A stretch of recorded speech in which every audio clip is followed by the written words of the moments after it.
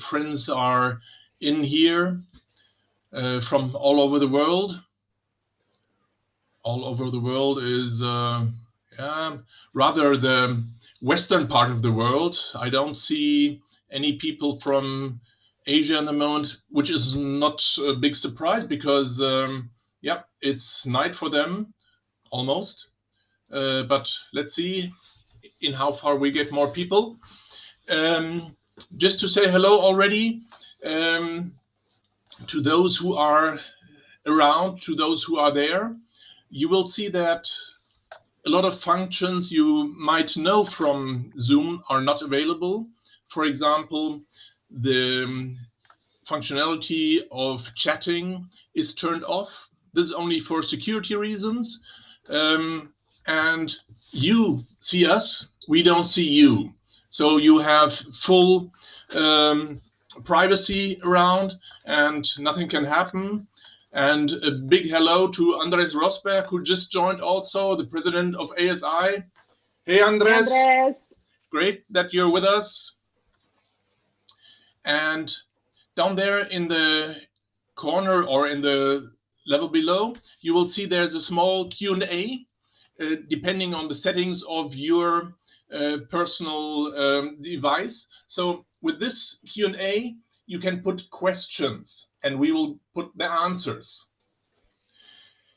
You can now, just to test it, put instead of a question there, just a hello. Oh yeah, there's Andres saying hello guys. Hello Andres, nice to have you with us. So like this, you can already test this part of the functionality. We are live on Facebook, we're live on YouTube. And in a few minutes, I will start with a short poll so that we know who's around.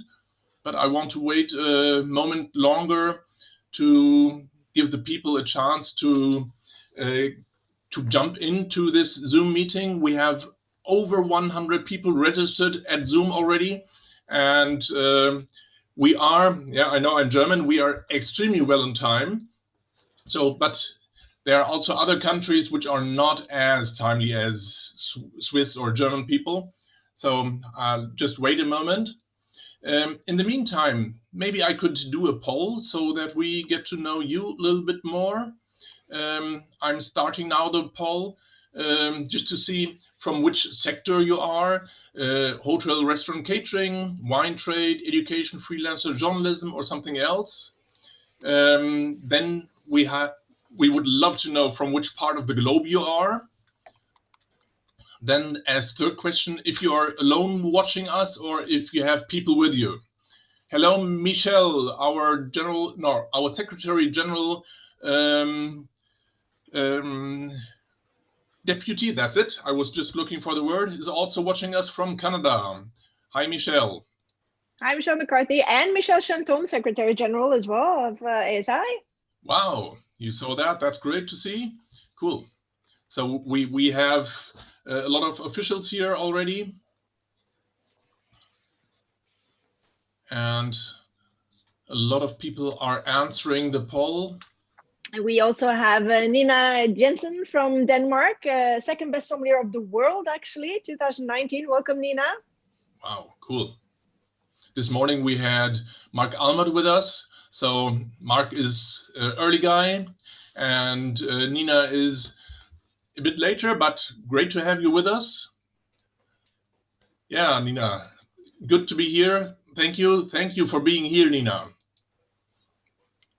If you're wondering that you don't see these questions which are put there, don't wonder. This is just also a security setting so that no bullshit, sorry for that word, but is posted there and we are safe on every corner. Regards from Buenos Aires from Elena. Hey, nice to have you with us.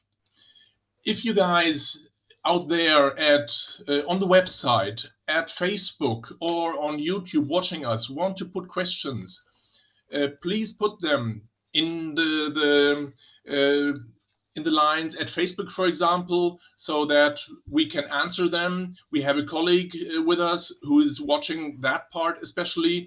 So she will, Caroline will send me these questions in so we can also answer them. Most of the questions will be answered at the end of the session, not in between, because that could be a bit more complicated. But I think in the end, it would be nice to answer the most possible questions. Hello, Stalo from Cyprus. Yes, the country where we will have, hopefully have, yes, we will have, I'm very positive about that, the competition Best Sommelier of Europe and Africa mid-November. That will be great stuff. A few more seconds for the poll, and then I'll share the results with you also. And here we go. The results. So 39% are from different branches, which are not listed up there. Most people are from South America. Then we have North America and Middle America, Eastern Europe, even from Asia. People are watching us, and from Africa. Great to see. And all of you are watching us alone, which is okay. We're happy that you're with us. So that we don't delay the things too much, I will start. I already made the technical explanations and the poll. So in these difficult times, our idea is to give you some more hope, some more good thoughts, optimism, and that's why we are doing these sessions. Especially during isolation and confinement, it's always good to meet. And now it's also a meeting. It's a virtual meeting, but we are together. And we are also sharing knowledge. And this is one of the key points, the key goals of ASI. So that is what we are doing. We're sharing knowledge, we are networking, we are meeting up together, and I'm so happy to have so many people of you with us now. Let me very briefly introduce the people who you see on the screen here. So I do it in random order. We have Stéphane Vidal with us. Ah, yeah, there you are. I was just looking up and down on which corner I could see you. Stéphane is Vice President, Enology and Strategic Innovation at Vinventions. Then we have Phil Crozier with us, Ambassador of Wines of Argentina. Then we have Martin Cortese. No, he's not Italian. He's also from Argentina. He's Vice President, Corporate EMEA, which means Europe, Middle East, and Africa, and also UK for Trapiche Winery. And last but not least, we have Jean-Pierre Durand, the Global Marketing and Communication Director at AdVini. Now you're wondering, there's one lady up there, and which I didn't mention yet. This is Liora Levi. Liora is president of the Nord-Wilkener Verening. So to translate it, my Norwegian is not existing, but I tried to say it in the correct pronunciation. It's the Norwegian Sommelier Association, where she's president, and she's head of ASI's press and communication section. So she is co-host, and she will now be leading the conversation with the partners. Leora, do you want to take over? Absolutely. Thank you so much, Per, and congratulations on your Norwegian. Almost perfect there. Thank you much. I would like the four of you to tell me a little bit more about the companies you work for, and I will do it in the alphabetical order this time. So Jean-Pierre, can you tell us a little bit about AdVini? Yes, with pleasure. Thank you for organizing this beautiful meeting, and thank you all of you to join us. Well, first, I was born in the Rhone Valley, and I was making wine with my grandfather as a teenager, and dedicated my whole life to the promotion of the wine culture. So I was very happy to join AdVini 14 years ago. I don't know if you see in the windows on the left, but you have what AdVini is about. AdVini is a collection of very fine wineries and estates in France and in South Africa, sharing the same philosophy. So we go from Domaine La Roche in Chablis, quickly to Bonne at Maison Champy, to join then the Rhone Valley with Clos de l'Oratoire des Papes and Maison Augier, arriving in Provence with Château Gassier. And then we go across France to Languedoc with Vignoble Jean-Jean. In the Roussillon, it's Domaine Caz and Clos des Polies. arriving in Cahors, the beautiful Château de Chambert and Maison Rigal. And then you arrive in Bordeaux. And in Bordeaux, we have Château Patache d'Eau and Château Capéguier, sorry, before joining South Africa with L'Avenir, Le Bonheur, and the beautiful Ken Forrester that the North American people know a lot. Wow, that's quite a collection of wineries there. And I'm happy to say that I've visited quite a few of them. So Yep. a lot of very nice French wines. Haven't visited the South African ones, but sure, that's a good one too. So, Martin, Trapiche, I know you're located in Europe, but you work for the Argentinian winery, right? Yeah, that's absolutely correct. So I'm based in Berlin, been part of the great Trapiche team for over 10 years now. That's very personal for me, for being abroad and being based abroad. It's a fantastic way to stay connected with my family, with my friends, with the wine industry in Argentina, with the land. And I think Trapiche, being one of the longest standing wineries in Argentina, has this flair display in between being too new for the old world and too old for the new world. So I think we're showing, and we're trying to go past just simply history by pioneering on a lot of initiatives that I hope I can share some today. And one of them is the award that you can see up here and some of the recognition. So I hope I can show you guys around in this beautiful conversation. And thank you guys for enabling us through this new reality to keep our wine family connected. Well, for those who haven't visited the Trapiche, absolutely to recommend. I was fortunate enough to visit during the ASI Best Sommelier of the World competition in 2016 in Argentina, and that was the Mendoza estate. But of course, you have estates in many places in Argentina, so lots to visit there. And then we have Stéphane Vidal from Vinventions. You are many places, but you are not a winery. No, we are not a winery. Hello, everybody. Thanks for organizing this very nice discussion. No, in fact, we are suppliers to the wine industry. We are selling closure solutions. So on my personal note, I'm working with the company for now almost 13 years. I joined the company in 2007.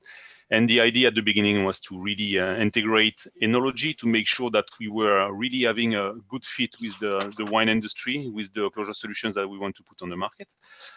So we are, in fact, closure experts in the sense that we are not focusing in one technology only, but on three main big categories. Okay, first one being the synthetic closures, part of which is the plant cork. So this is based on sugarcane raw material, so that's pretty new, renewable material. Then we have a fully new category that is called micro natural, where the objective is to go as green as possible, if you will, with something that would become biodegradable in time. And then the third category is screw caps for some wines that deserve screw caps. So we are not focusing on one single technology, but we really want to offer the best solutions to our friends from the winemaking industry. So not a winery, but equally important to the wine world. Hopefully, yes. And least but not last, Phil Crozier, you are ambassador for Wines of Argentina. So not winery, but a lot of wineries across Argentina. Yes, thanks very much for joining, everybody. I represent Wines of Argentina. We're a non-profit organization who are here to market and represent around 150 wineries to all around the world. I'm an ambassador, so I get put in front of cameras like this and talk about how wonderful Argentina is to both the trade and the consumer. I've been in the job for about 1.5 years. Before that, I was working restaurant floors for 20 years with a real speciality in Argentina. Very nice.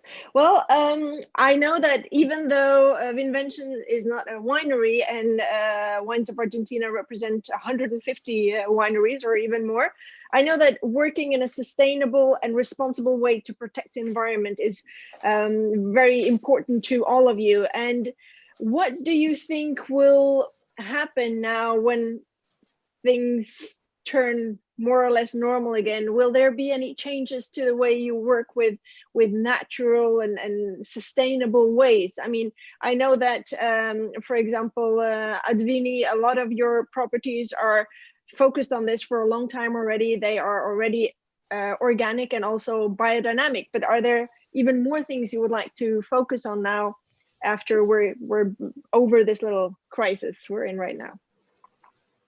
Okay, so you want me to answer first to your question, Liora? Yes, yes.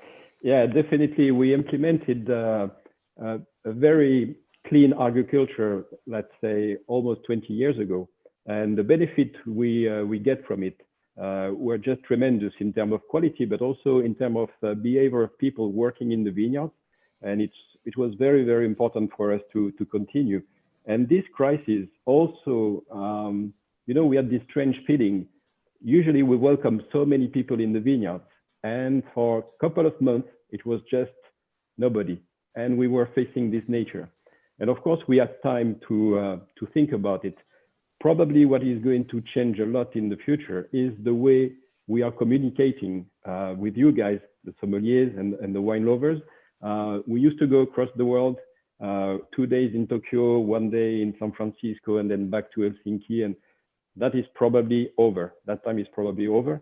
And definitely we need to have a more sustainable way of communicating and to have all our people, because AdVini has a lot of offices around the world. So we are going to organize this kind of tasting or this kind of gathering more often. So this is something that is definitely going to change the face of doing business in the future. So probably less wine exhibition, less big events, but more personal and definitely digital communication. I think that is very important, and a lot of wineries and wine producers are also focusing on that in the moment, which is great.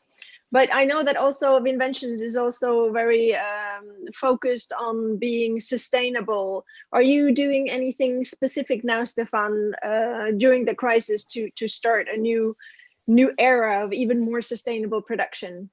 Yeah, indeed, that's really what we could say, right? We need to take advantage of things even when they are bad. So we decided to accelerate, in fact, our programs around sustainability. And that was, of course, like Jean-Pierre said, you know, we had to talk digitally speaking. So that was a new way of communicating.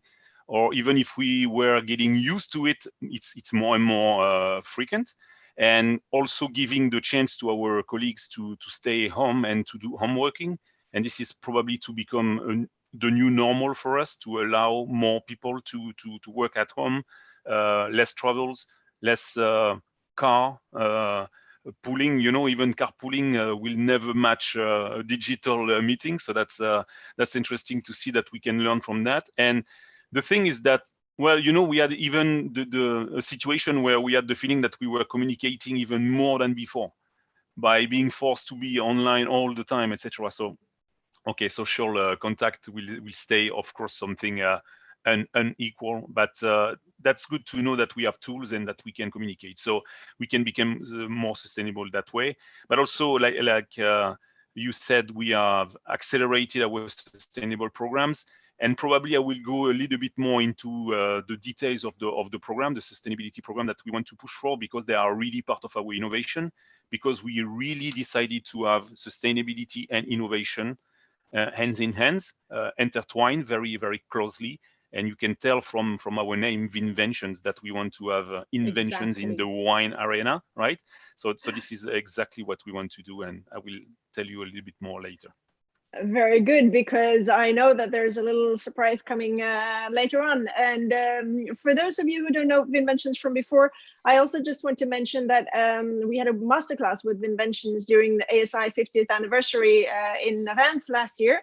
And it was extremely interesting. And for sommeliers across the globe, we don't know that much about closures except for cork and maybe vino locks or completely forgot the word, screw caps, but also synthetic corks. But what Vinvention has and does for their masterclasses, it's extremely interesting. So more of the web-based masterclasses, very, very good. Yeah, for sure. And we are working on that with Philippe Nusswitz also to start from in Languedoc with the first things. We thought we would do that, face to face, but we are going to start digitally. Digitally is good. What about Wines of Argentina? I'm sure that you are, I know that you are doing a lot of digital things also, but is there something in the wine scene of Argentina in general, Phil, that you can say that is going on a more sustainable direction now during or after COVID? Well, COVID-19, I think, has brought into sharp focus what is possible in terms of our impact on the planet. If you look at all the news recently about rivers being cleaner, the air being cleaner, we can see for ourselves that just a little bit of a break, the planet can start healing itself quite quickly. And I think that from a consumer point of view, that you can see outside of your front window, wherever you're living, is going to give a lot of impetus to wineries and agriculture to go much more in a more sustainable, organic, biodynamic, or whatever way you want to go, and think about this a lot more. Argentina lends itself very well to organic viticulture. Agriculturally, it's the second largest exporter of organic produce in the world.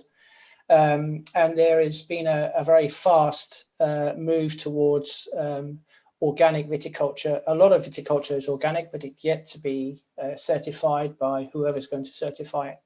But there are currently 6,420 hectares under vine, and I know that that's expanding very rapidly. We all know that it takes time to go from a normal agriculture to an organic agriculture and get certified, but it's relatively easy when you don't have to use pesticides. It's never totally easy, but it's something I think that there has always been quite a desire for most of the wineries to move towards, and I think we'll see a bit more of an acceleration in that in the months and years to come, given that we can so clearly see the benefit that it has. The consumer can see it from their front window. I think there will be a lot of pressure on people to go that way too. We as a company have been working digitally. We're all around the world. We're very young. We have a small office in Mendoza. So we rely on this digital format to communicate with each other. Funnily enough, we've been communicating much more with each other now that we've had to put a lot of our activity online. So yes, I think this whole thing points towards everybody, not just in Argentina, thinking a lot more about the way they impact on the planet and wine can be very positive in that sense. I absolutely agree. And out of those 6,700 and something hectares of organic farmed land, how much of that belongs to Trapiche, Martin? We have organic products, and we'll be working on releasing to having new launches. Right in the last couple of years, our focus for those products was mainly more targeting the Canadian monopoly and the Nordics monopolies and some in Asia. But I think now, considering the more global consumption, as my fellow colleagues here have been saying, I think, and as you were mentioning, Liora, I think this is gonna be a trend that is gonna transcend the mere consumption profile. If I might, because I also think that because Trapiche has also been focusing a lot on water. Argentina obviously has an issue with lack of water very often, and Trapiche has been working with that for quite some years already, haven't you? Yeah, absolutely. We've been working on the recovery of water usage within the winery, then to use it in the vineyards with the agricultural team. We're part of the GAP program, the Global Agricultural Practices. So there is a lot that we're trying to do that exceeds, let's say, it's focused on the product at the end of the day, but exceeds the product in itself and has to do a lot with the community that's around us. And I think that's one of the things that we've been working a lot through this crisis. with more than 40,000 liters of alcohol produced for gel hand sanitizer, collaboration with food assistance with local communities around our wineries, that is Mendoza, Salta, Catamarca, San Juan, Buenos Aires, and even a virtual education program created jointly with 6 schools in Mendoza that has the objective for students to acquire the tools for job placement and a choice in their career. So in a certain way, if you wish, it's, let's say, these are present actions on our way to have an impact in the future. That is wonderful news. And I really also, I'm so happy to hear that there are so many wineries and organizations that not only do stuff to help themselves, but also to help their local communities, like you're explaining, Martin. I know AdVini also has some programs where you help out in the local communities and also local winemakers and things like that. But time is running fast here. We have a lot to get through still. And I was wondering if there maybe there's some new product, a new launch, something that you haven't told anybody about yet that you want to share with the Somms watching today. Phil, is there anything new from Argentina that you would like to share? Well, we've just before this happened, actually, we just launched a new website. We've put a lot of resources into updating our website since so many people use it as a tool for education. We've put new maps on there. We've put it's a beautifully constructed website. It's very logical to use. We have lots of videos on there, lots of presentations that people can use when they're out educating their clients and their consumers. We also have at the moment, we have a series on IGTV that I've been doing. We're celebrating Malbec in April, as we do every year, Malbec World Day, concentrating on the regionality and different aspects of Malbec, trying to sort of break it down and look at all the different areas of Argentina and how it changes. We have a number of talks from the wonderful Paz Levinson, talking about the more extreme nature of Argentina, high altitude, most southern vineyards in the world, the highest vineyards in the world, some new areas that are now being cultivated too, which are very interesting, not least along the Atlantic coast as well, that Martin, I'm sure, can tell you about as well. And just concentrating really on we're moving a lot of our activity online in terms of education. That's what we're in the business of doing. So yes, and we will continue to do that. I think way past this lockdown, when it's finished, we'll be doing a lot of activity online. Well, I think that's very timely because everyone is eager to learn new things right now. A lot of people, a lot of Somms have a lot of time on their hands, and learning is what a lot of people are focusing on. And compliments on the new website. It is truly wonderful and had beautiful maps. And both the IDTV and also what Paz Levinson does. She's one of the top Somms in the world. And her talks are truly educational. So very well done. And to move on to more exciting news, Jean-Pierre, are there any new exciting things from AdVini or one of the wineries coming? Yeah, as you know, with 30 wineries, we have always something new coming in. And first, and to be consistent with what we are saying earlier, we have shooted virtual videos for visiting our vineyards and our cellars, and have a talk with our winemakers. So we've done that for Domaine La Roche, Clos de l'Oratoire des Papes, and different of our wineries, and that will be connected, and the link will be on the website soon after our talk. But the main focus this year was about Maison Champy.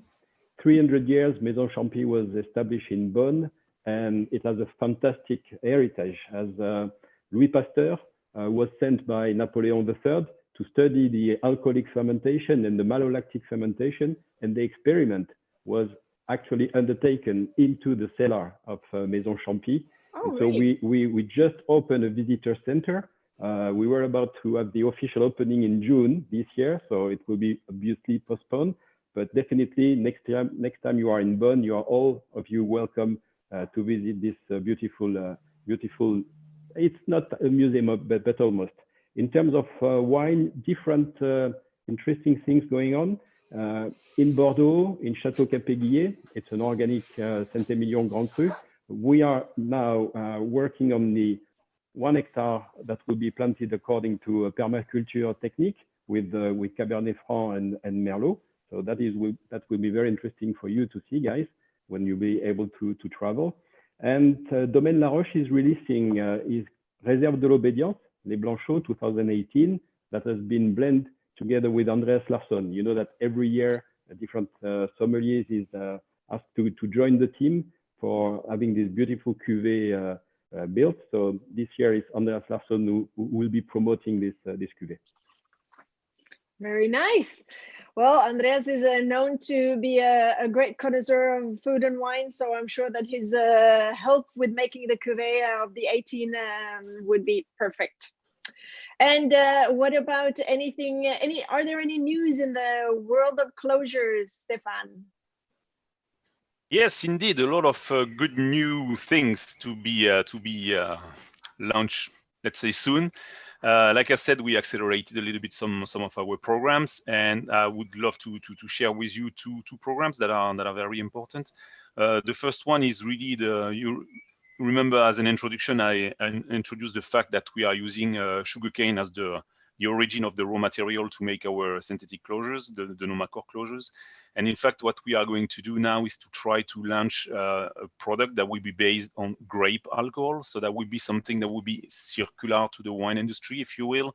It's going to be from the wine or from the grape back into some wine closure. Really, this time that will be a real wine closure. So that would be really interesting. So that's really something that we want to launch as soon as possible. We are now at the prototype phase, but good results. So that should be done. So that's really the kind of thing that we try to do. In a way, being closer to our clients. Very important to have the same constraint, sharing the same philosophy. That's very important, that nothing is really wasted. So that's number one of our things. You know, we don't want to waste the wine, but then if we can even valorize some of the byproducts of the wine industry, that would be pretty cool. So that's one big one. And another one is about, like I said before, becoming more biodegradable. And that will be the first time that we could have a biodegradable product. So we are on our journey to become biodegradable. That's something that we call micro-natural. We want to have something that is as green as possible as a closure. So we call it Suber. And that's something that is pretty new and that we want to improve, you know, along the way. So these are the kind of information that we want to share with the sommelier, for sure, because that's something that they need to know about. So they have something else to tell as a story. It's not only about the wine, and even if we know that we need to stay, you know, on the back burner compared to the story of the wine and the winemaking, for sure. But if we can be part of the story, that's even better. There's something to say about the closure, not only about the wine quality, but also something about the conception of it. So that's the two main things that I wanted to share with you. And I think it's also great because this is what you wanted to talk about earlier also when it came to the sustainable part, right? So exactly. Not only is it something new, but also something that SOMMS actually can use at work, when not only telling the story of the wine, but also telling the story that even the closure is sustainably produced and everything. So exactly. Fantastic. And Martin, I know that there are a lot of new exciting products coming from Trapiche and your many different estates.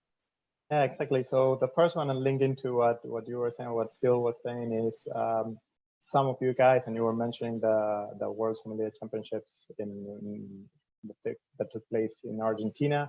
There's some of you guys had the chance to taste some of the Costa y Pampa grape varieties and the vineyards that we have there and the estate that we have there. We will have two new comers, or three if you want, that we will now formally introduce the Albarino that we have developed a little bit more there, and we're now more ready to officially launch, let's say, a Pinot Grigio and a Pinot Meunier. So that's quite cool, quite weird, quite different and exciting. From a more traditional perspective, staying in Mendoza, going in between Gualtallarí and La Consulta in the terroir series single vineyards that historically we had always a selection of the top 3 Malbecs. We will be launching 2 Chardonnays and a Cabernet Sauvignon.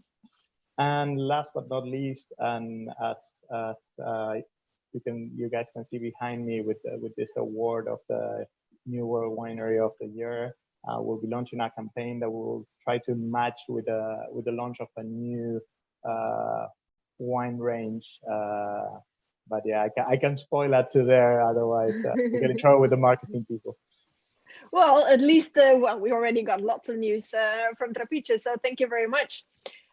Moving on, I mean, all of you are very well-established entities from the wine industry, and you export to so many countries, both wines and closures, obviously. But why is it so important for you all to create a link with ASI, Phil?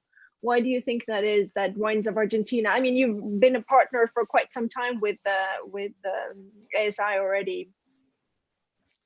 Well, I mean, we're in the business of communicating the winemakers, what they're doing with the consumer, and sommelier is the person who takes both sides and transmits that, and either talks about or sells the wine. So it's a kind of no-brainer for us, really, to be able to connect with such a professional organization as the ASI. And to be able to guide, educate, to be a member of this prestigious organization is a great honor. The other thing, of course, is that Argentina has Lionel Messi as the greatest footballer in the world. The Pope is Argentine, and the President is Argentine. So Andres Rosberg doing such a great job. So world domination is complete. Well, I think that was a great answer as to why you would like to be a partner of ASI. I know that AdVini, you've been in the pipeline for quite a while, actually, in becoming a partner of ASI. But it's just recently that you finally signed the paper. What took you so long? Well, you know, first, we are very modest at AdVini, so it took us 20 years to sharpen our clean viticulture and fine winemaking before to be able to come to you guys and to say, hello, here we are, and we want to be part of it. Secondly, same as Phil, we are very impressed by what your people are doing. I mean, Andres going around the world to promote the ASI is just fantastic. Liora, what you're doing in your part of the world and now globally is fantastic. Pierre, the same. And we met so many incredible managers and sommeliers that we wanted to be part of it and to help you guys to develop young sommeliers' passion for wine and for service. Because to know wine is one thing, but to know service is something very, very complicated. And it's important for us as a winemaker to make sure that you will deliver the wine at the perfect temperature, perfect ripeness, and perfect food and wine pairing. So that is the most important thing, and you need to have means and you need to have support in order to train all these people. So that's why we wanted to be part of it. That is a fantastic answer, Jean-Pierre. And I really love that you also turn it the other way around, saying that you would like to help educate sommeliers, because I know you also do that through AdVini schools. So thank you so much. And we're very happy to have you as a part of our partner group. And Trapiche has been a part of ASI for quite some time already. And hopefully you'll stay a part of us for a very long time to come as well. But why is it that Trapiche has continued renewing their companionships with the ASI, do you think? I think following a little bit what both Phil and Jean-Pierre were saying, I honestly do believe that the wine families, we can look at it as such, and all the ends need to be connected. And if we want to have a conversation with that consumer, you guys are the unique bridge that we have. So it's almost an obligation that we have to be able to give you all the tools to have the knowledge of how we're doing, what we're doing, and why we're doing it, in order to give you the as much insight as possible. And you guys are the facilitators that shorten the distance between, in regular times, between Mendoza and the rest of the world. And in these times that we're living today, objectively, we don't know how all this is going to develop. I personally think that it's going to be slow steps, but hopefully people will regain the trust to go into the restaurants and talk to you guys and go back to taking those steps. But you know, hopping on a plane and flying to Argentina to come and visit us is going to be a little bit more challenging. So at that point, you guys as sommeliers become even more important for us. You guys have that ability of being the ambassador towards the consumer, but the ambassador towards us, telling us what the consumers are looking for and what they're wanting and how you understand them. And this is the only way we all enrich each other. Well said. And I hope that I like that you mentioned that it's almost an obligation to be a part of ASI. I hope it's an enjoyable obligation anyway. And Trapiche has been extremely welcoming in hosting also part of the Best Sommelier of the World contest in 2016. So very good experience with Trapiche for many years. That's great. And Stéphane, Vinventions is a fairly new partner to ASI, and I'm thinking that being a partner of ASI is an opportunity for us as sommeliers all around the world to learn more about closures and maybe tell a story like we talked about earlier. Yeah, no, it's for sure. That's we like this partnership. Like you said, it's probably 18 months that we are working together, and not more. But that's something that is very important for us. Again, we are not making wine, but we are passionate about wine, and like I said, we want to make sure that the wine ages the right way, right? So we really want the wine to age as the winemaker intended. What the winemaker intends is to have the wine tasted, appreciated, enjoyed by the consumers. And guess what? You are in the middle of that, right? You are there as wine lover, wine tasters to really judge the wine, the quality, give stories about the wines, etc., and also the way you feel it, all the emotion that you can have through the tasting. And so we want to make sure that this is understood, right, by you. And if you open a bottle and you are somehow surprised about the closure technology that is used by the winemaker, who is doing that on the technical side of things, right, to make sure that the wine will age like he wants, you cannot be disappointed. You cannot be out of the game. You need to understand. So we thought that that would be nice to bridge the gap between the two communities, the winemakers and the wine lovers, trying to give as much information as we can to you so you understand really that.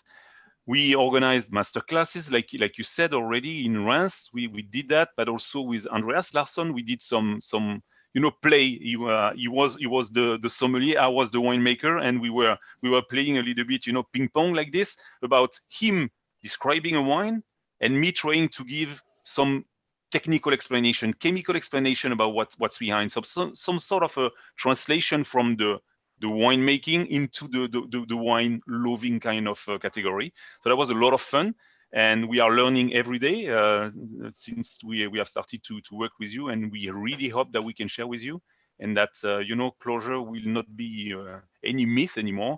We will be super confident with it, and you can talk about it, and being reassured that this is really to the best quality of the wine that we are aiming at. Absolutely. And Andreas, he's everywhere, isn't he? Well, yeah, he's everywhere. But he's a great mediator and a communicator, so that is fantastic. And ASI is, of course, so happy to have all these sommeliers also helping us promote the profession and also to be a part of the partnerships that ASI has across the globe with all kinds of different partners. We are closing in on the end of our little chat, and there's almost time for Q&A. Pierre will be moderating that, but before we do that, I just want to have a really, really short and concise answer from all of you as to a certain question that I think that most of the sommeliers watching now are quite curious about, because it's very important to enjoy wine, but not only your own wines and your own wines from your own region or country. So everyone gets 10 seconds to tell me what their favorite region in the world is when it comes to wine. It can be a grape variety or region, whatever you want. Personally, I'm drinking a Pella Verga from Piemonte right now. It's a bit of an odd grape, but I love it. So, Phil, tell me, what's your favorite variety or region at the moment? Riesling, Germany, Pfalz, pure, beautiful. Drink 2 bottles on a Sunday, come up smiling on a Monday. Well done. What about you, Jean-Pierre? Well, you know, I'm from a very traditional country as wine is concerned. So I would advise you to discover a fantastic venture in between Austrian family Moser and Shangyu wine, Chinese wine leader. They have established Chateau Moser 15, and they produce an incredible white Cabernet Sauvignon. Just try it. White Cabernet Sauvignon. Yep. Duly noted. That will absolutely be on my list. How about you, Stéphane? Where would you go? Well, I could go anywhere as soon as people let me travel. You know, I can go anywhere and drink any kind of wine, and I will enjoy them. But this morning we talked about things that were close to Europe, so this time I will go for Oregon and Pinot Noir, maybe from our friend of Ken Wright cellar. Ooh, very nice. And Martin? I had to stick with the same that I said this morning with agave, and I call it Cortese, being 100% Cortese grape variety, and being Cortese the last name, I stay in Piemonte. Piemonte, me too today. Well, thank you all so much for sharing of your knowledge on your parts of the world and your products. And Per, let's go to the Q&A.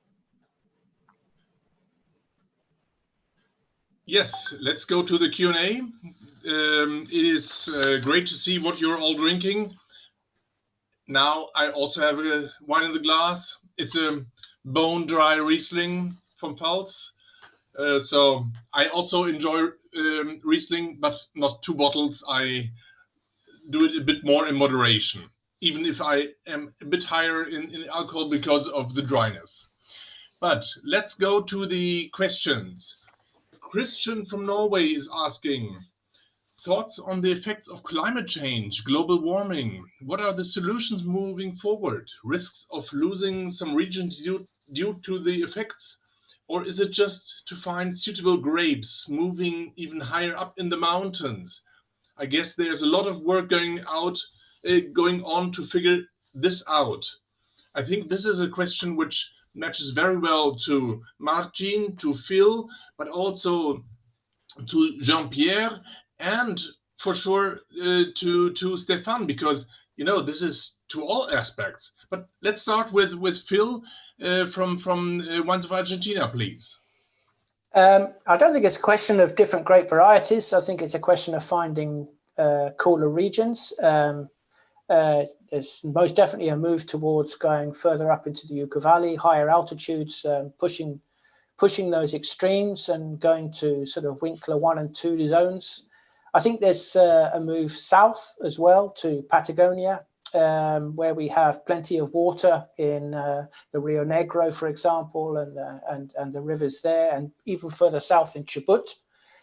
And in the north, we've got some very high altitude vineyard areas too. But let's not forget that the traditional areas that everyone may think is really suffering from global warming, it's still very sustainable. There's still great wine made there. It's not changing that much. It's just that we have to adapt to that in the way we work, in the way we use water, for example, as well. So I think it's just learning to adapt to what's happening and making the best of what we have, picking a bit earlier, for example, to make sure that we don't get any overripeness. These things have been going on for a long time in Argentina anyway. So it's adapting to the conditions that you have. Martin, is there anything special Trapiche is doing in this sense? Well, actually, in many of our vineyards, in Valladolid, in La Consulta, in the Tupungato, Tunuyán area, where it's been now several years we're doing soil analysis, temperature analysis, studying the vigors of the foliage of the vines to understand how, when, and a little bit linked to what Bill was saying, to reduce the water usage, to find ourselves in the, and this is I think key, in the right position within the alluvional cone, within the vineyard. So sometimes it's not only how high you go, and Costa y Pampa is a way to prove that. You're in 0 altitude, actually, and we're in Vincler Zone 1. And trust me, it's windy and it's cold and it's rough as Auckland, and actually we're getting too much rain sometimes, and we tried with Gewürztraminer and Riesling, and we're still learning. But I think Mendoza, the southern part of Mendoza, but even San Valentin, San Juan, I think Argentina still has a lot to offer, and there's so much going on in terms of e-learning, of how to be more condescending to our environment, more respectful, and how to keep, in our case, in many cases, Trapiche has basically twice as much as land from being planted, but we're keeping that with a natural vegetation. That's another way maybe to go. Okay, great, Martin. Thank you so much. Jean-Pierre, you're working in so many very different areas. Yeah. Rhone Valley, Chablis, South Africa. So what would you say? Yeah, well, first, it's nice to say that we can reach to different altitude, but when we plant a vineyard, we go for 50 or 60 or 80 years. So no chance that we're going to move Saint-Emilion to a higher place. There is no higher place anyway. So today at AdVini, that we have local people taking in charge of each of their vineyards, but they are together in a community, a scientific community, and they share experiences. And so, as you know as well, we are not allowed to use water in certain parts of France. So the use of water can be considered in South Africa, for instance, and we have very good people there to manage the little water they have to give the best aspect in the vineyard. But what we have seen in the recent years is the way you work the land. It has been a long time that people were going for plowing. Okay, it was important. And then we consider that be careful because you might lose part of the water. So we are always adapting our viticulture to the evolution of weather. The thing you are going to see is probably an evolution in style. So let's say in certain parts of the Bordeaux region, Cabernet Sauvignon are going to be a little bit more ripened. Sorry for that, but it will be true. And Cabernet Franc, especially in Saint-Emilion, they show beautiful characteristics that you wouldn't see a couple of years ago. So we will have to play as much as we can, but the most important is to be very close to the vineyards and to make sure that each time we experiment something, it gives a result for the sustainability of the vineyard. Otherwise, we may be into trouble, yes. Oh, cool. Thank you so much for this great in-depth information. Stéphane, Vinventions does not produce wine, but I'm sure you also are thinking about all this global warming and climate change things. What are your ways of working with it? Yeah, so like I said, we are very involved in enology, and so we have a lot of expertise, and we are selling analyzers, equipment, services to support the wine making steps, starting from grape ripening and really date of harvest and things like this. So we are very much involved in the whole process. And I agree with things that have been said already. I think that's a new management that will have to happen, right? Vineyard management will have to adjust to the conditions, to the weather conditions. Of course, water management when allowed, and when not allowed, why not changing some decrees sometimes, because things have been written hundreds of years ago. Mm-hmm. Why can't we just adjust a little bit to make more sense? So that won't kill the magic of the wine, right? I don't think so. So that's and then you need to think about the styles, like we said. So really, what we are working on as we speak, the experiments that we are running are from defining the type of aromatic compounds that can develop in the grape and make sure that you can get this really expressed in the wine. And so that means that you also need to change the oxygen management. You cannot play with the same oxygen regime. So at winemaking, you can adjust your steps. So you are really, protecting what needs to be expressed and maybe avoiding what shouldn't be expressed as part of the bouquet of the wine. So there's a lot of things to be done yet before going to super high altitude to compensate for that.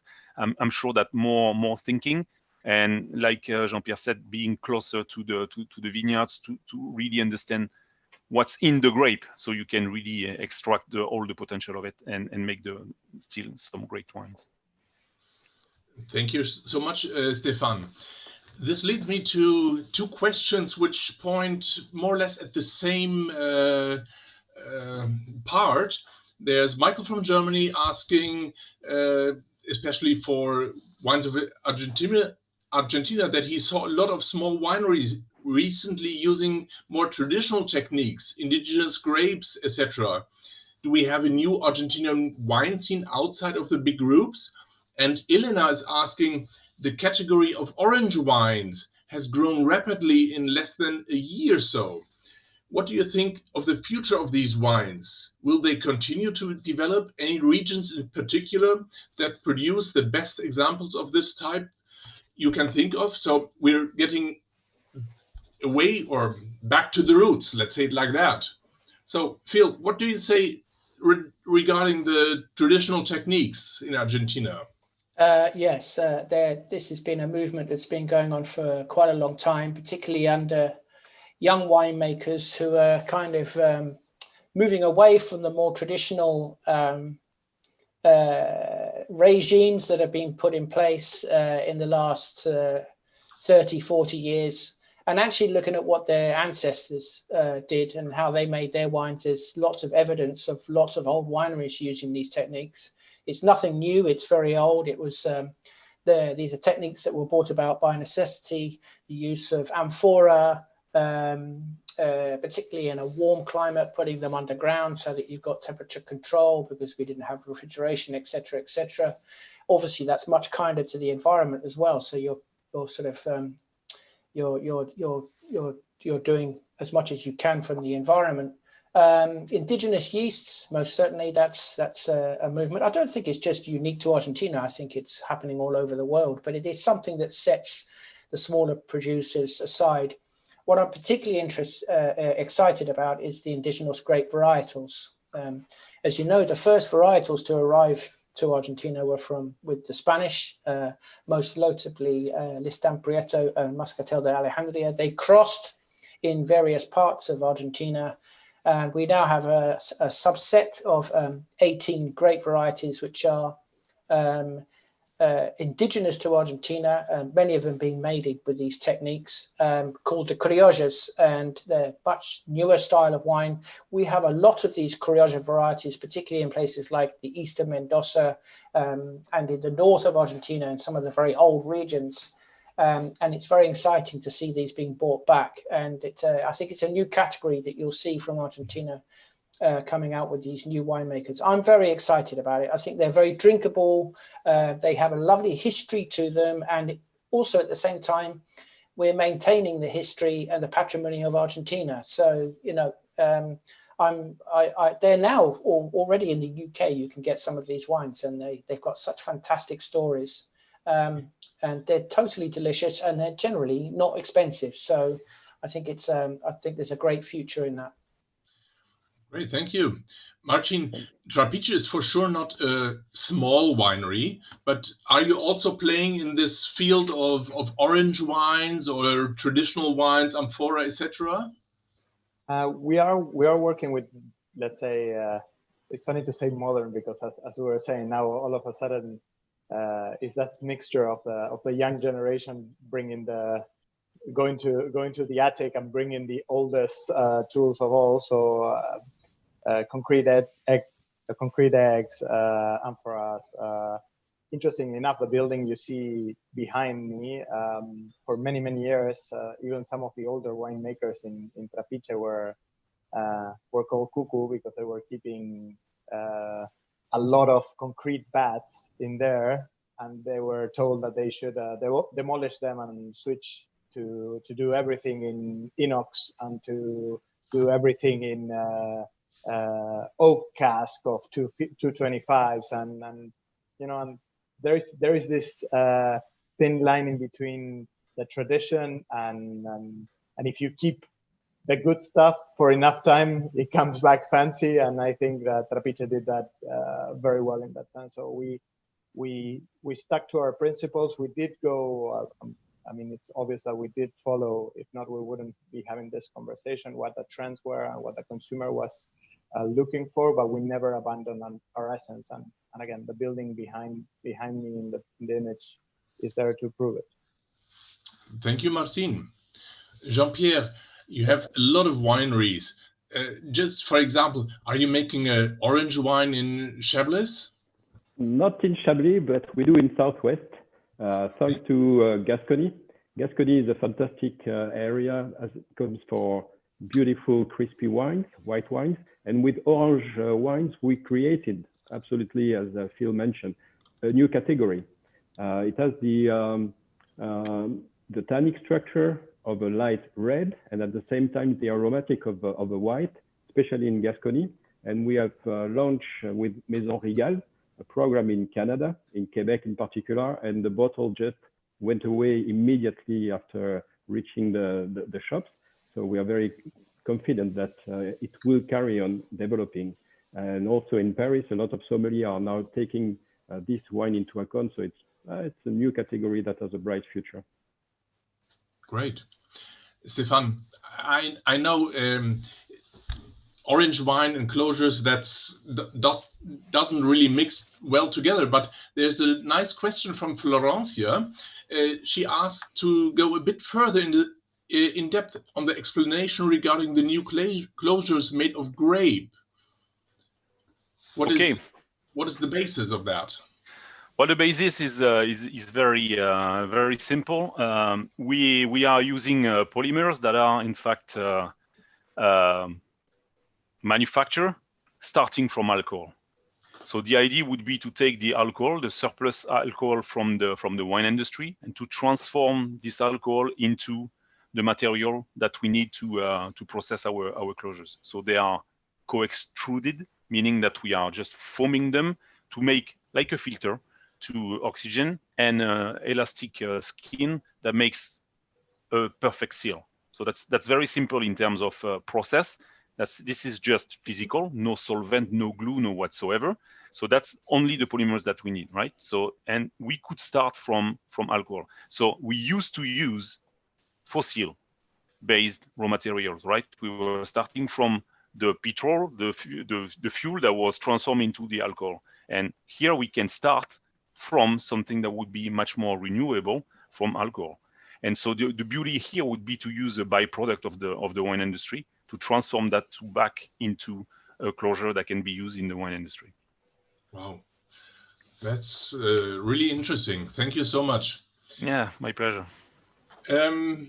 And here's another question from Spain. Diego is asking, Martin, do you have sommelier programs? How can we visit you? Not you in Berlin, but in Trapiche.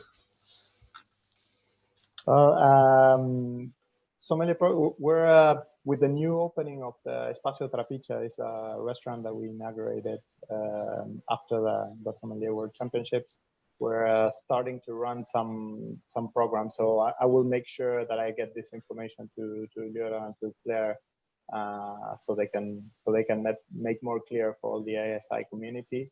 But there is definitely interest on us on having more interaction with you guys and being more actively helping you to train.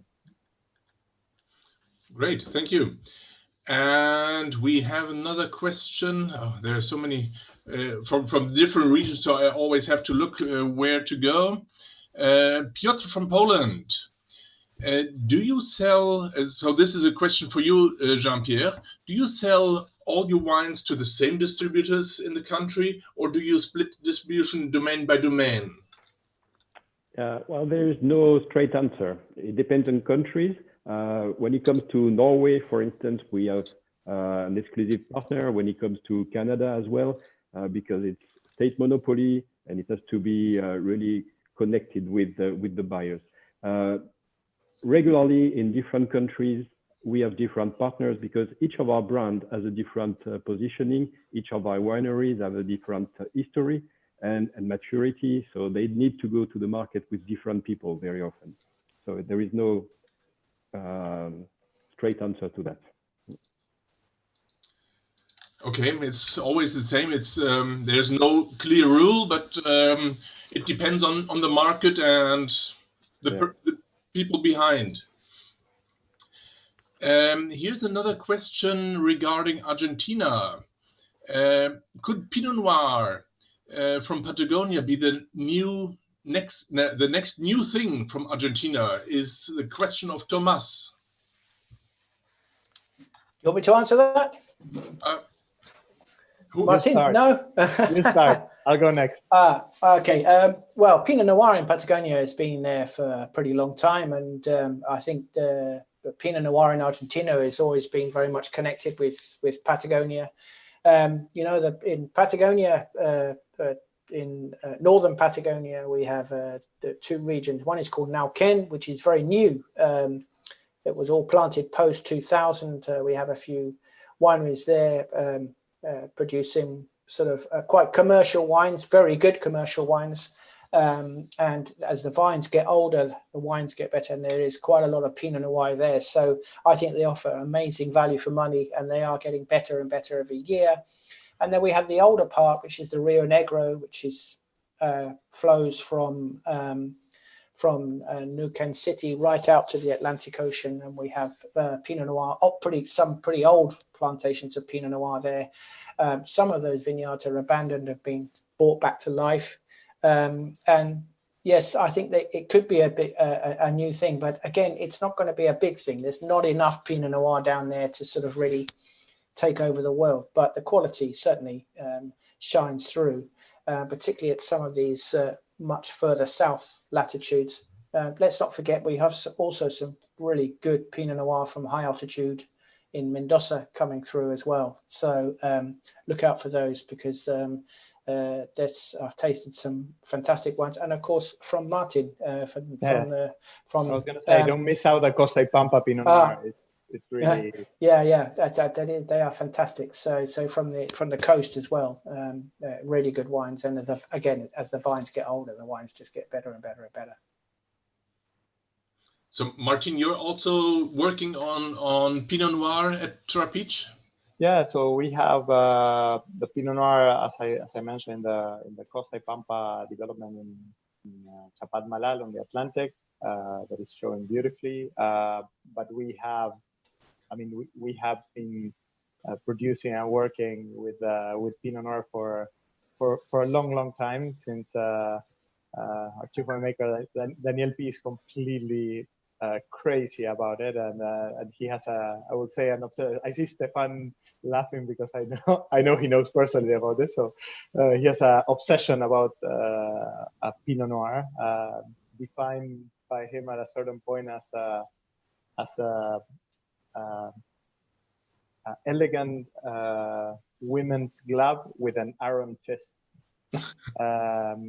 So I think there is a lot to show, and I think aside from the joke that Argentina has done an extraordinary evolution, Trapiche being a part of it, but moving away from this warm, very heavy, maybe alcoholic, to, as you were saying, by going to the coast, by going southern, not only in Patagonia, but in the Mendoza area, going with altitude to get this more elegant, more lighter color, more expressive Pinot Noir. So I think there is a lot of fun to have with it, but as Phil said, there is not as many hectares. Great, thank you, Martin. Jean-Pierre, Pinot Noir, Burgundy, and so on, this is something which is everyday business. But how about champagne for AdVini? Is there something in the background you want to tell us? Well, there's this world of difference in between champagne and still wine. And you know that making very good wines take a lot of time and a lot of experience. So maybe if we have that conversation in 10 years time, maybe the answer will be different. But for the moment, I can tell you with a straight answer, no champagne for AdVini. Okay. Okay, but maybe you go to, let's say, Mexico, because there was a question, what's your opinion about Mexican wines? Why they have not jumped into the world stage with so much strength? Do you have a clue on that, Jean-Pierre? Well, if you want to jump into the international world, you have to take a plane and you have to take a luggage. You know, one year I was having a beautiful marketing lesson by Miguel Torres. Said, you know, marketing in the wine is very easy. You make good wine, you take your luggage and you go and sell it. So go around the world and promote your wines. For sure, they will become successful. Very nice answer. Yeah, that's very true. And here's another question from Canada. David from Canada is asking you, Stéphane, do you feel Screwcap is directed mainly to the New World markets, or are there traditional wineries buying now for by the glass? Is this? Can you see any direction where this is going to? Well, clearly, Screwcap started with the New World wines. Then it came to the Old World wines because of the export into this country. Or if you go to Scandinavia, you know, it's almost mandated that you have to put a Screwcap on at a certain level of price. So that's becoming more and more used. I would say that it. Still in the mind of some consumers, you still have, a wine under Screwcap it's cheap wines, but we have also a lot of other examples. So Screwcap is becoming a solution. It's not, for me, a universal solution because there's no universal solution. It has to be really thought twice before having the right match between the wine itself, the intended evolution of this wine, and then the moment of tasting, right? The moment is also very important. The moment of truth when you open the bottle. Well, Screwcap can be okay, cannot be okay, depending on the situation. So, but clearly, Screwcap is a solution. Can be a very good solution. Need to be very careful about the technical aspect of it because it seems super easy to cap a bottle and just screw it and that's it. Well, you know that the sealing is just relying on the small liner that is squeezed between the cap and the bottle. So that's very tiny and super expert kind of application. So, but okay, that's I would not say that this is only for the New World wine. This is becoming more and more, let's say, popular, and this is probably getting the #1 closure solution in the world. If you take all the bottles that are produced in the world, this is #1. So that's so it doesn't appear like this. Even if you think about France, you would say, okay, well, the natural cork. Well, guess what? #1 in volume, Screwcaps, produced in France. So that's not New World. Yeah, that's all over the world. Screwcaps right now. I see it in Germany. It's very well. Oh yeah. Organized. People have no problems with Screwcaps anymore, even on top wines. There's a very nice question. It will be probably one of the last ones because we are running out of time.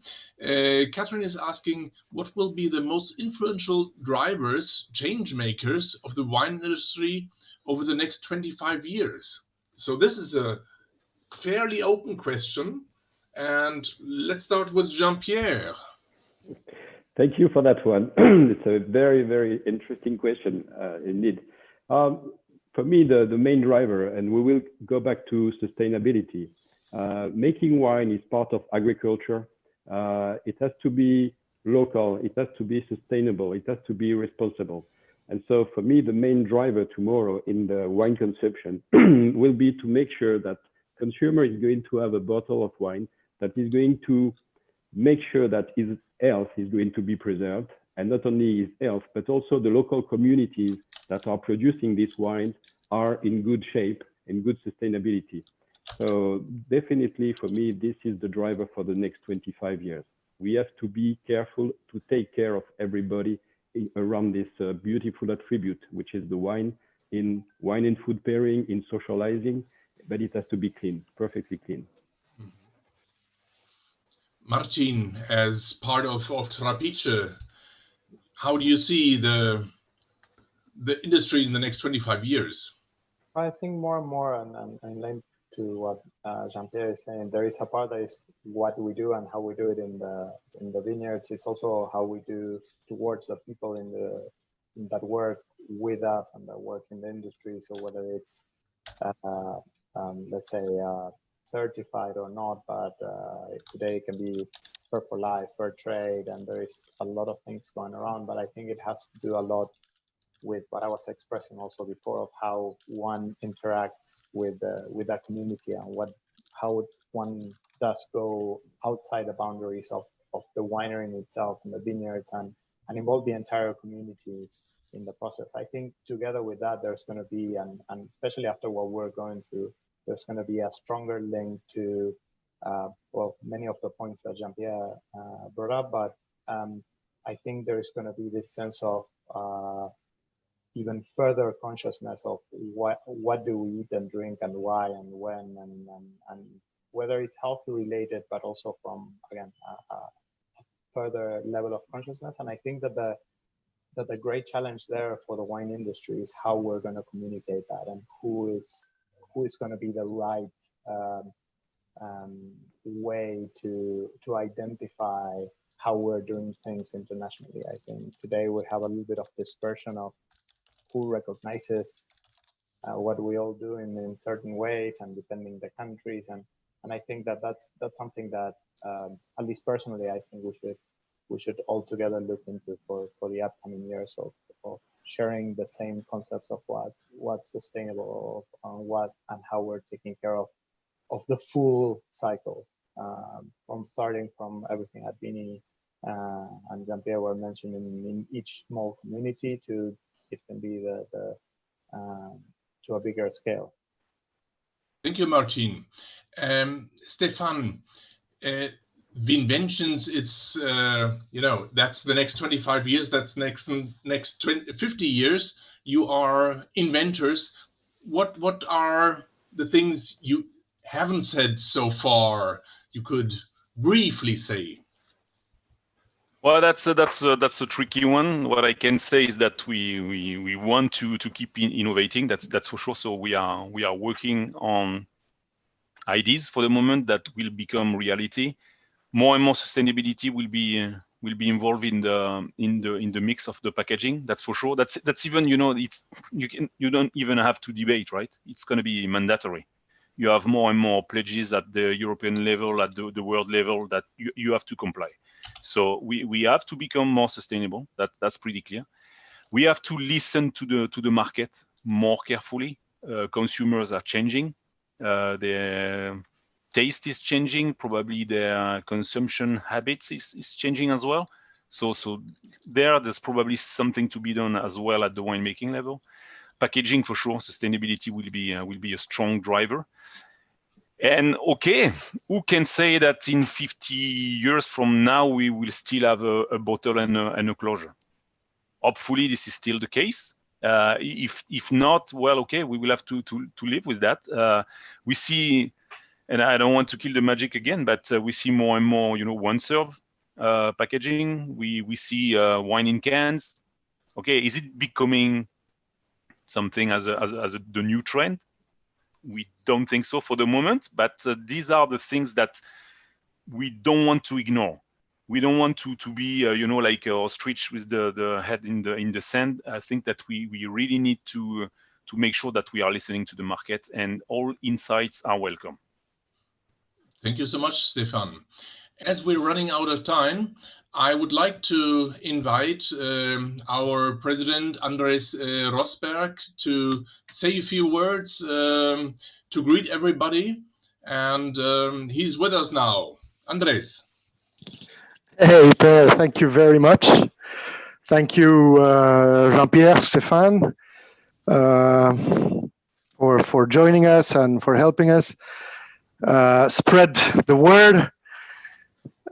And Martin and Phil, and in your names, Wines of Argentina and Trapiche. Again, thanks for your trust and your support as usual. These days, the work of the sommelier is being challenged. We can't do service, or most of us can't. But we can still study, we can still sell, we can still communicate, we can still teach. And this is what we're trying to do now.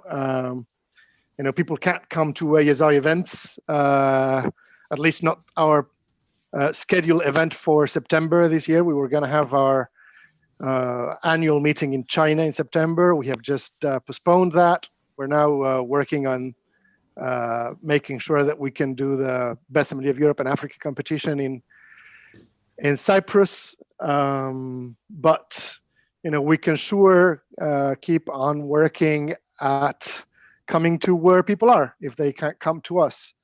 So thank you, Per and Liora, also for instrumenting this masterclasses. I think these dialogues are, for me, eye-opening. At the end of the day, I have to say, for many of the subjects that we spoke about today, I would have had a full, 1 or 2 hour discussion, like the new closure on alcohol, of course, Argentina and its wine regions, and how it's pushing the boundaries to the north, to the west, to the south, to the east. Of course, I haven't been as lucky as you, Liora, visiting all the or some of the AdVini wineries, but I have had their wines and loved them. So really, I think this is fascinating, and I think it's very good that we have been able to do this. And I think it's these are the first master classes on a string of master classes. I think we have to keep on doing this in the future. So thank you all for making this possible, and thank you to all those who are watching us on Zoom or Facebook or on ASI's website. So my words are just to thank everybody for making this possible. You can take the virtual tour, Andres. It's online after the panel session, right, Jean-Pierre? Perfect. Yes. Okay, thank you all so much for being with us. Thank you for listening, for watching us. And please stick to our channels. The next big thing we're doing will be June 3rd, the International Sommeliers Day, where we will do some toasts over Zoom for all the continents. So have a look at social media, have a look at our WhatsApp or our Facebook, our Instagram, our Twitter accounts, so you can see where to inscribe. If you want to also toast with us, you're very welcome. And yeah, thank you, dear Phil, dear Jean-Pierre, Martin and Stéphane, for joining in, for spending the morning and the evening with Liora and me.